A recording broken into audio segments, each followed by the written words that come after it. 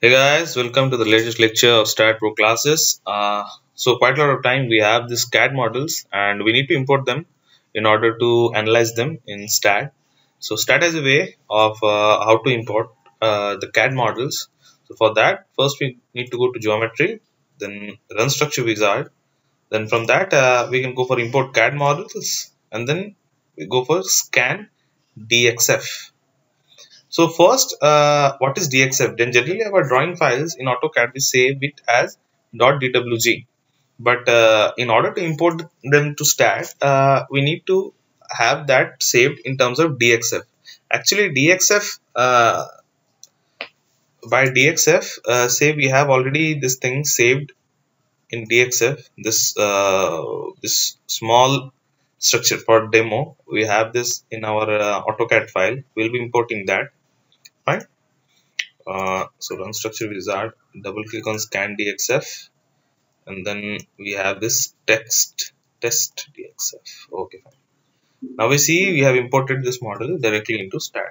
But you see one thing, this circle that we had here, just see this circle that we had has not been imported. So exactly this is the problem while importing from CAD. We will not be able to import this things like circle or which are in the polyline segment. It becomes difficult to import those. See, this whole structure has been imported, but the circle has not been imported. So this we can directly transfer model. Yes. Then we see this thing. Okay, 000. Just see, we have it. We have got this one imported to our Staad.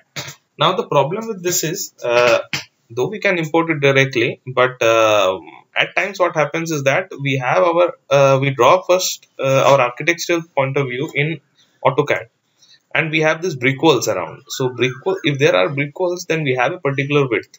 If you try to import that, then what happens is that there are two sorts of beams that get formed here.